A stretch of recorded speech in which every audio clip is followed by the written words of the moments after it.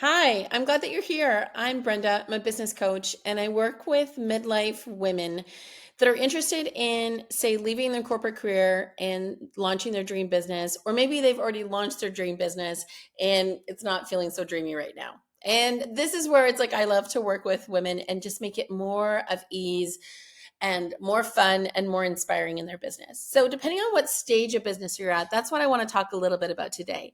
I kind of look at business as in three stages. There's the first, like the inspirational, I've got an idea and I want to launch this idea stage. And then there's the second level, which is all around building, right? And putting in the infrastructure that could be technology. In a lot of cases, it is the era of technology. We've been in it for a while. And so it's just continually adding in more bells and whistles. But I think the key thing that I always like to stress to people is that it's also about the people and the technology and the processes that you're putting into your business to help it build. And then that third level, I think, of entrepreneurship or being that business owner is the scaling part. Like, okay, so I've got all the basics in place now. How am I going to make this scale? How am I going to make this number one, easier for me to do, but also how can I get customers like when I'm on vacation, right? So it's like that whole making money while you sleep cliche that a lot of sort of business coaches or online business gurus talk about. And whether or not that's actually fully true, there are definitely things that you can be putting in your business to make that happen. So, a couple of things that I have some thoughts about, and this is what you'll find inside the course that you've just bought. This $100,000 roadmap, right? Like I figure if you can leave your corporate job and easily be able to take home $100,000 in revenue, depending on how and what your lifestyle looks like, it's going to cover off a majority of your basic expenses. Now, I have a pretty clear idea about how much money it takes for me to fuel my home, pay my electrical bills, pay my grocery bills, buy my kids back to school clothes, in the fall, whatever that looks like, right? Like, so I know what my monthly expenses are in my life to operate my life. And I know what my monthly expenses look like to operate my business. I've gotten it down to this sort of science, unless I'm going to make a new investment in something. So let's talk about these three levels of business ownership or entrepreneurship. And I think it's like you might be straddling a couple different levels right now, or you might be fully in one and you're trying to like get to the other one and it's feeling like it's a bit of a struggle. Let's talk through that a little bit. And I'm hoping that this course will help put some of those things in place for you to make it feel, I don't want to say easier all the time, but make it feel more inspiring, more fun to be a part of your business. Okay, so the first level is all about starting up, right? Starting up your business. And I think like the key thing that I always say to people is to keep it simple, right? Know what that main offer is that your ideal audience is looking for. And a lot of times people will ask me, well, Brenda, should I be niching down or should I, just go and try and help as many people as possible? Well, I'll tell you, I'll be honest, in my first sort of year of going off of my own in my business, I just helped whoever was available. I was getting lots of referrals. People knew that I was leaving my corporate job. They knew what I was really exceptional at doing, and they were hiring me specifically for that. So when I left my corporate job, a lot of the contract work that I was getting as a consultant and as a like new coach in my business was around strategy and helping leadership teams execute on strategy and leadership development and executive development. And I love doing those things. That's what I was passionate about. I had to do other stuff in my corporate jobs that I wasn't always passionate about doing, but just had to do because it was under my job description. But that's the beauty of it. When you go into business for yourself, you can start doing things that are outside of the job description and things that you would love to just spend like 80% of your time doing. So I wasn't scrutinizing my clients. There were some pros and some cons to that because I wasn't scrutinizing them. Sometimes I would get dinged on billing, their reliability to kind of show up. They would sign up for things and then cancel at the last minute. We didn't necessarily have that sort of, I didn't have necessarily those things in place. So it was a little bit, hit and miss in those sort of early years. But I think, for me, it was always about just keeping it simple and showing up as yourself, I think is really important. So understanding kind of like what you do, what you're about, what your personal brand is, and just starting to put that legwork in place. I think all too often I see coaches or business owners wanting to start up their business and they're trying to be everything to everybody. And I'm like, no, what do you love doing? What did you love doing in your corporate job? And if you could like literally get rid of 80% of your job description and focus in on this 20% and do it 80% of the time in your business, what would that be? And and then go and find that audience, right? Find out who those people are, who could you potentially serve. Now, the danger zone, I think, and this is what I definitely saw, is that you end up taking on too much, right? Because you are, whatever your sort of revenue level is, or what type of money you're going into as far as like savings with your business. I found for myself, and I see this often with business owners, is that we just take on whatever we want to take on. We're not necessarily thinking about niching down. We're thinking that we can service as many people as we possibly can and doing whatever they're asking us to do. So we're not necessarily clear on what our offers are. We're not necessarily clear on what our full value is. We don't necessarily have that personal brand established, and therefore we're not necessarily setting our pricing accordingly. So we might be taking on too much and not necessarily making enough money to compensate us fairly.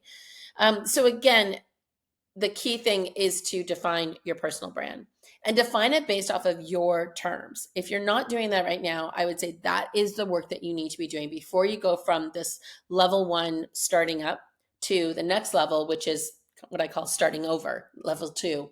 So that transition point is that you have a really clear defined personal brand. And within that personal brand, you also have a defined niche group, a customer group that you love to service.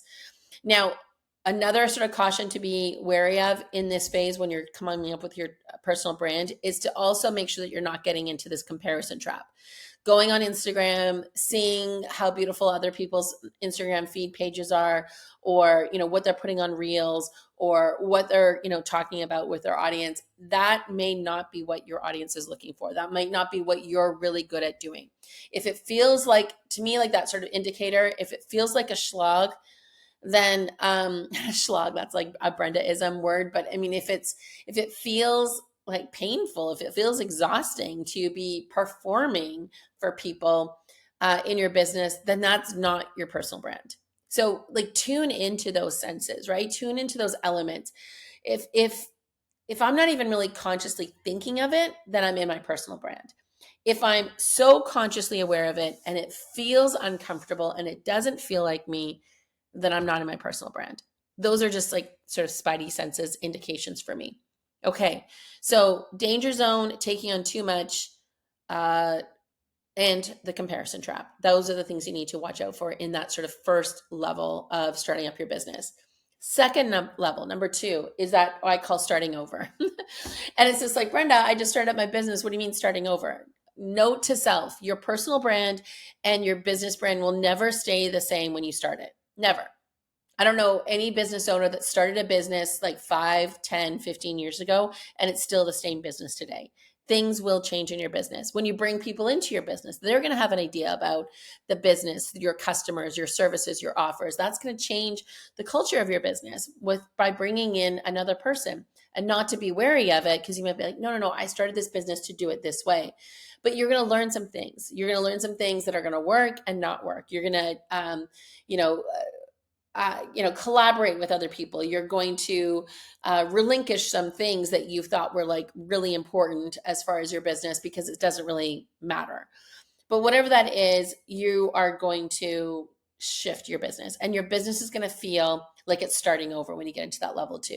And I think that's okay. I think that is absolutely wonderful and beautiful. And we should relish that, right? We should relish the fact that starting over means that we're learning, we're growing, we're putting ourselves out there, we're trying some things. Sometimes it works, sometimes it doesn't work. And who's to say it's not working? I mean, your valuation of it not working might be like, well, it didn't work by Friday. Like I launched it Monday and it didn't work by Friday, therefore it's not working and I need to scrap it.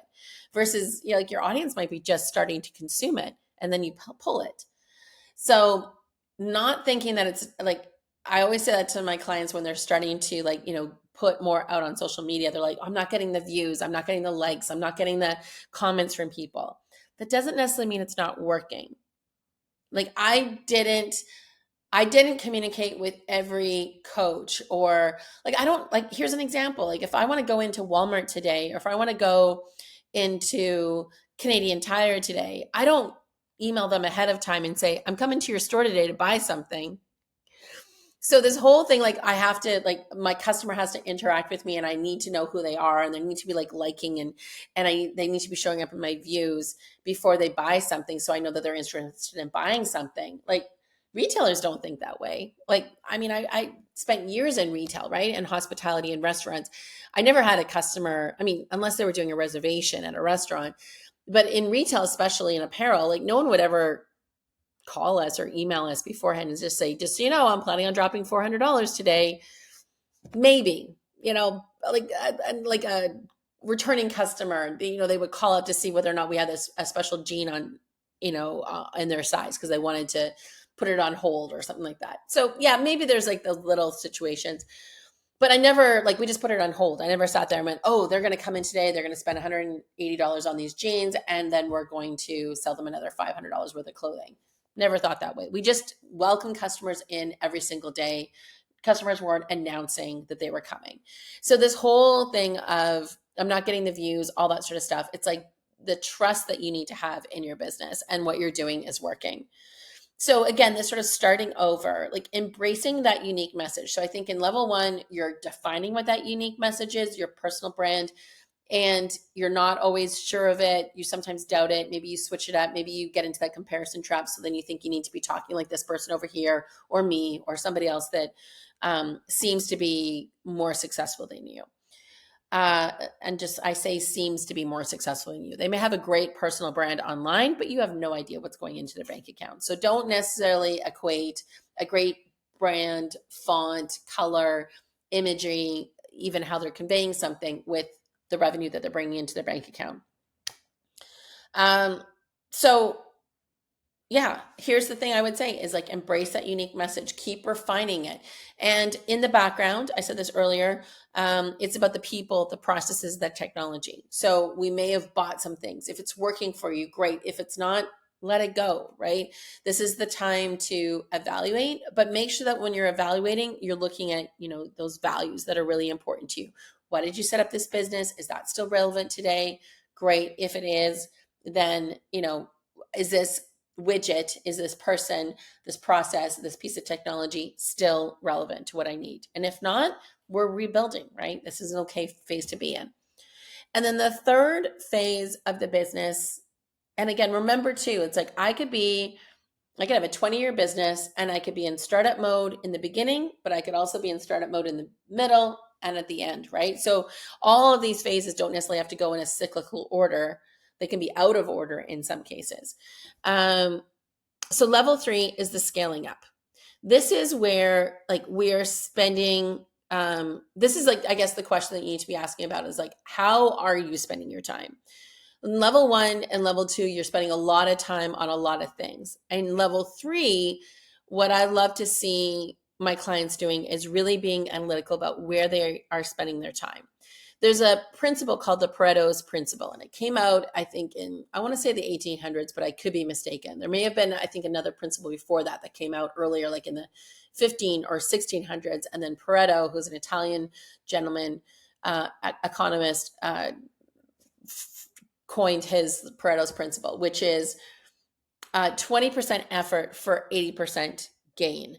So that's the mentality that you need to be thinking about in that sort of scalability level 3 phase of your business is how can I refine up an offer that I have for a client, and through the processes, the technology, and the people that I use to help build out that in level 2, that I can now get it to a point where we're generating 80% revenue, 80% growth, whatever that metric is for you that's important, with 20% effort.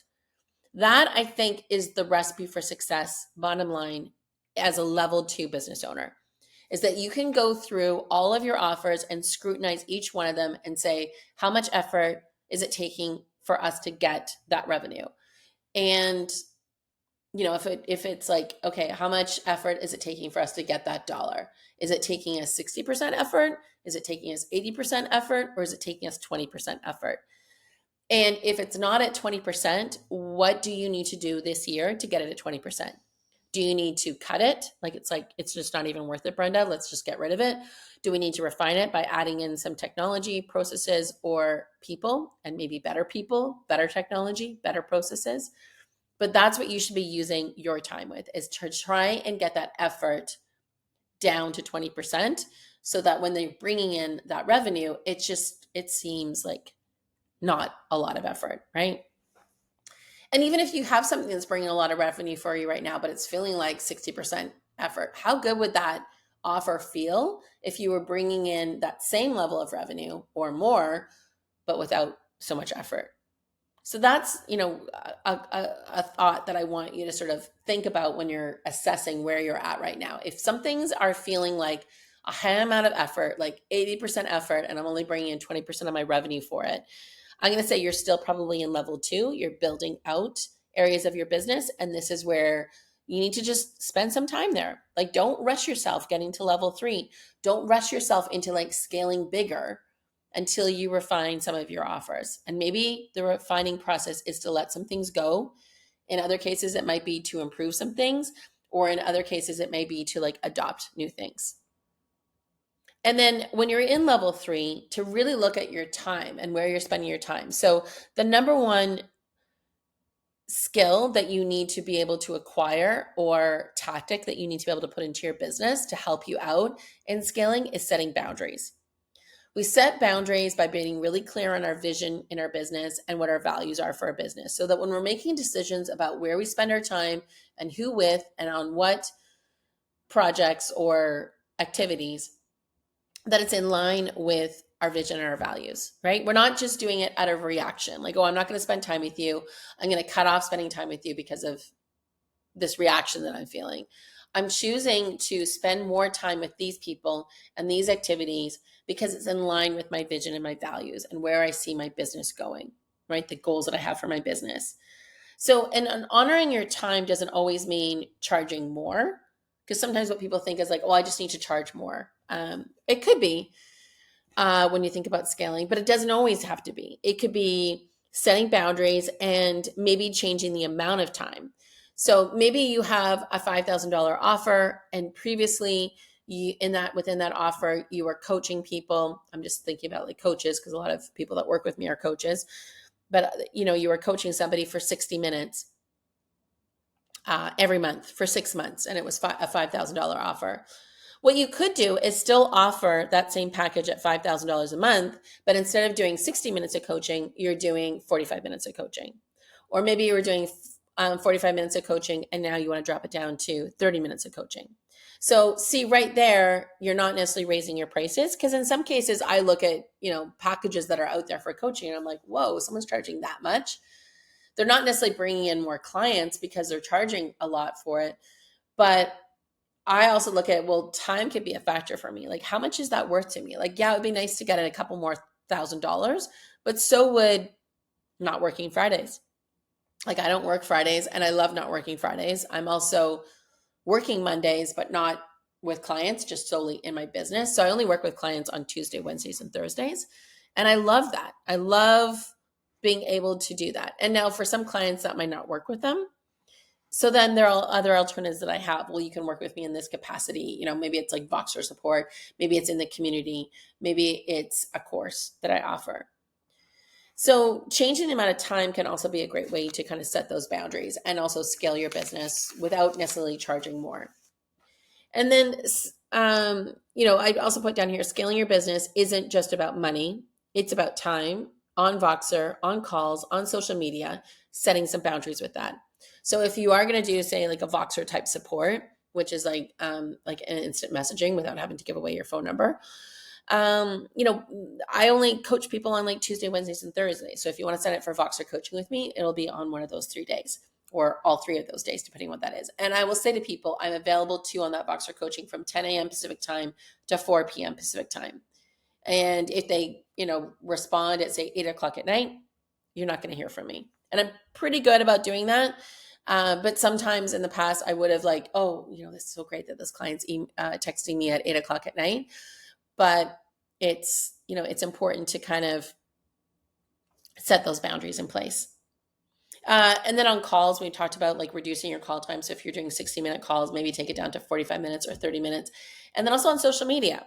So people will ask, they'll DM me, they'll ask for tips and things like that. How much, communication do I go back and forth?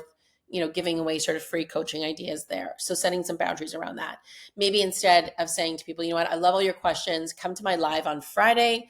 I'll be talking about this topic and you can raise your questions there. Then other people can hear your question and I can, answer everybody around the same topic area. Are you set up to handle more clients too if your time is already maxed? So that's something to think about too as you wanted to scale up your business in this level 3 is what are the digital products that you're using? Are you flipping maybe from single clients like one-on-one and working with people, say in a membership or in group or in masterminds? This allows you to scale as well. So don't look at what other people are doing, but what feels good for you. I have gone back and forth between when I first started coaching and consulting, it was always one-to-one. Then I went into group and to mastermind. I'm now moving sort of away from group and going more into one-to-one coaching again. That feels really good for me. I'm also bringing back in courses and I have my community where I do offer some group experiences. And then how do you honor your commitments without being in person or on video? So that could be through Voxer, that could be through courses. So it doesn't always have to be that as I want to scale, I'm like, okay, well, there's only a certain amount of hours a week that I'm allowing for in-person or on video coaching time with my clients. So here are some alternatives that I also offer through Voxer, through courses where I don't necessarily have to be face-to-face with people. So those are just some examples about scaling your business, getting to that 100,000 mark. Maybe your business right now is sitting at 40,000 and you want to get up to 100,000. But, depending on what level of business you're at, are you in that new inspiring phase, level 1? Are you in level 2 where you're building and you've got to put in those processes, right? That back end functionality. Or are you in level 3 where you're ready to scale and you're ready to look at sort of like, okay, here's the offer suite that I have. Here's the structure of my business. How can I tweak a few things and really maximize my presence within my business and with my clients? So those are some really great ways that you can kind of look at your business and analyze it and see what you need to put in store as far as your strategy plan. So check out the coursework. If you have more questions about it, reach out to me. I'm happy to, shoot some ideas back and forth with you. Thanks for tuning in today and let me know what I can do to help you service you in your business and help you scale. Take care.